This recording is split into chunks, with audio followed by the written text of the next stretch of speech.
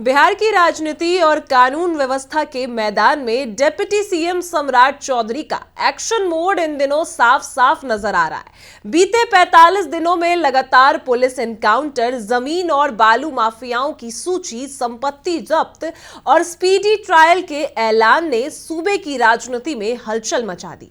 आंकड़े बताते हैं कि इस दौरान 6 एनकाउंटर हुए, जिसमें 4 अपराधियों को सरेआम यादव बताया जा रहा है। वहीं 19 जमीन और बालू माफियाओं की सूची में बड़ी संख्या में यादव सरनेम वाले नाम शामिल हैं।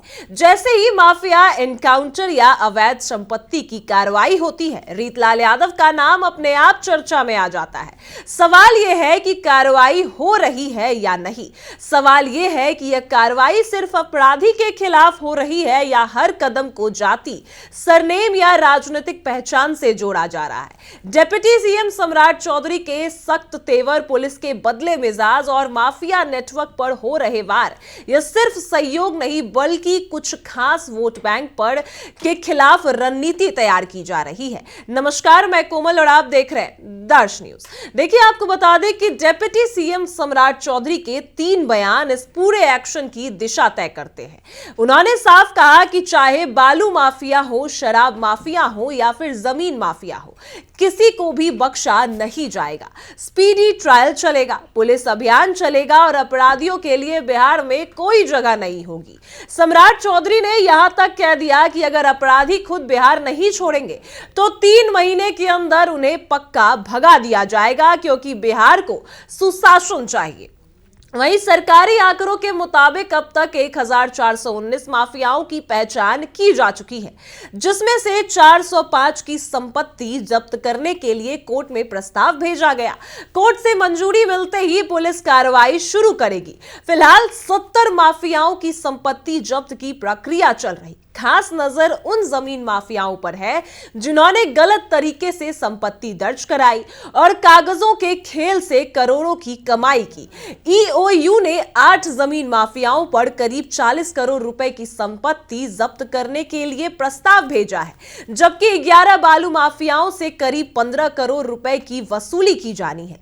यानी कुल मिलाकर सरकार 51 करोड़ रुपए की जो रिकवरी है उसकी तैयारी में है। चौंकाने वाली बात यह है कि इसमें से अधिकतर आरोपी फिलहाल जमानत पर बाहर है। जमीन माफियाओं की सूची में पिंकू उर्फ टिंकू यादव, जो कि रीतलाल यादव के भाई है, अश्विनी कुमार सिंह लोहिया नगर कंकरबाग के, पारस राय और राज बल्लभ राय दानापुर के, वही संजय डॉन खुशरूपुर, रिजवान उर्फ राजा दरभंगा, वीरेंद्र प्रसाद कैमूर और कामाख्या सिंह भोजपुर जैसे नाम शामिल हैं। इसके अलावा बांका, औरंगाबाद और पटना से जुड़े कई यादव सरनेम वाले नामों की सूची भी है। इसके बीच अगर आपको बता दें कि राजनीतिक तापमान तब और बढ़ जाता है जब 19 माफियाओं की सूची में आरजेडी के पूर्व विधायक और बाहुबली नेता रीतलाल यादव के भाई पिंकू यादव का नाम भी सामने आया। पिंकू यादव पर रंगदारी मांगने, जान से मारने की धमकी देने और संगठित अपराध से जुड़े कई गंभीर आरोप हैं।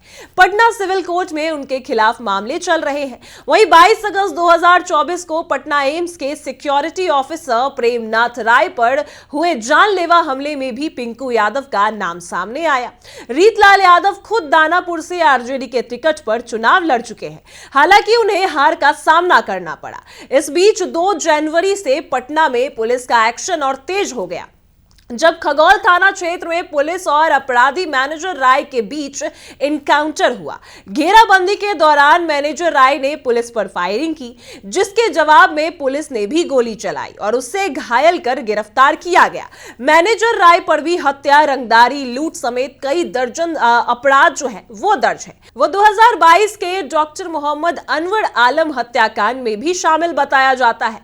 मौके से हथियार भी बरामद किए गए, लेकिन जैसे ही एनकाउंटर में मारे गए अपराधी का नाम मैनेजर राय सामने आया, राजनीतिक गिलारियों में इसे रीतलाल यादव से जोड़कर देखा जाने लगा। वजह सिर्फ उसका सरनेम राय बताया गया, जिसे लोगों ने यादव जाति से जोड़ लिया और रीतलाल यादव को कनेक्ट किया। रीतलाल यादव के समर्थकों का साफ कहना है कि मैनेजर राय से उनका कोई संबंध नहीं।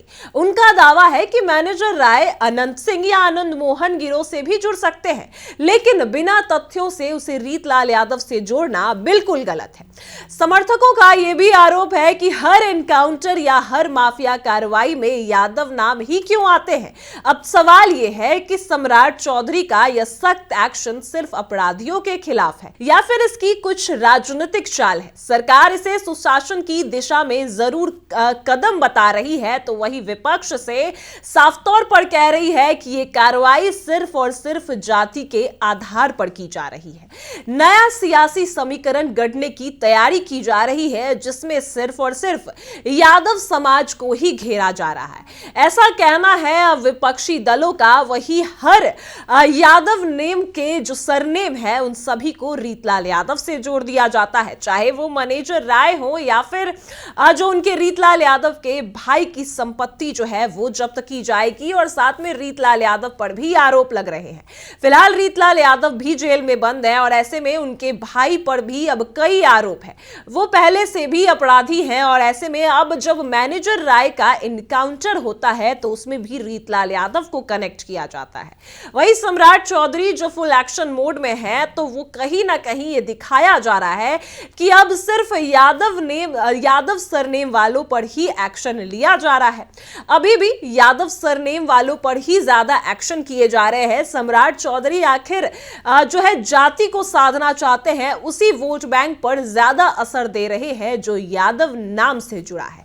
अब आगे क्या कुछ होता है वो भी आपको बताएंगे। फिलहाल इस खबर में इतना ही। आप देख रहे हैं दर्श न्यूज।